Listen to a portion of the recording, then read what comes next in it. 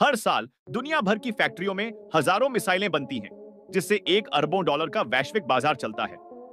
America और रूस इस उत्पादन में अग्रणी हैं और इस क्षेत्र के बड़े हिस्से पर कब्जा रखते हैं। लेकिन क्या आप जानते हैं कि ये इतने जटिल और शक्तिशाली हथियार कैसे बनते हैं? इस वीडियो में देखिए मिसाइल निर्माण की सारी प्रक्रियाएं, शुरुआती डिजाइन से लेकर तैयार प्रोडक्ट तक। मिसाइल मूल रूप से विस्फोटकों का एक समूह होती है, जिसे मोटर चालित और नियंत्रित वाहन में लगाया जाता है।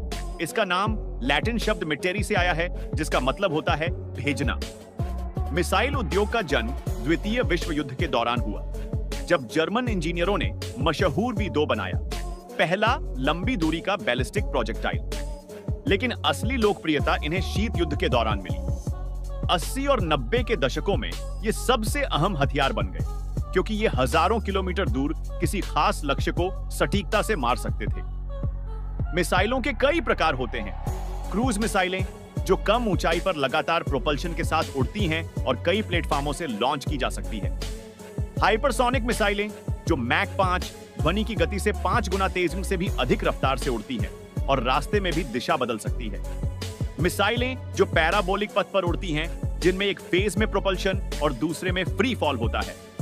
इनका वर्गीकरण रेंज के आधार पर भी होता है।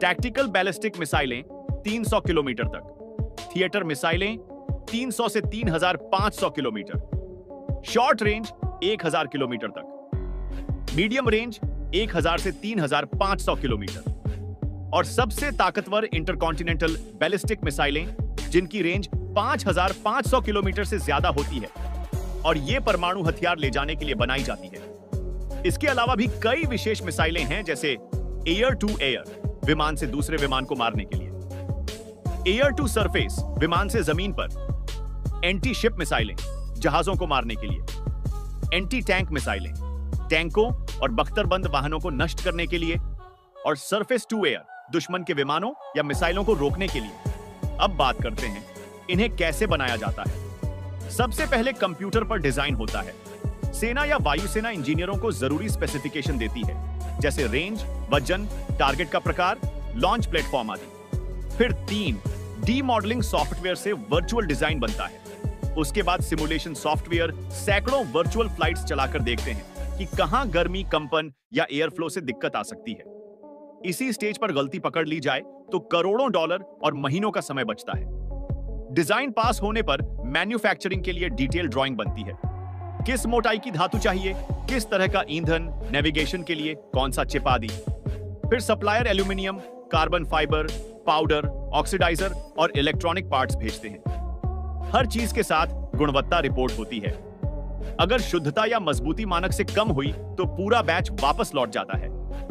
बैलिस्टिक मिसाइलों के लिए धातु की मोटी प्लेटें घर्षण वेल्डिंग से जोड़ी जाती हैं, जिससे वेल्डिंग की जगह भी उतनी ही मजबूत रहती है।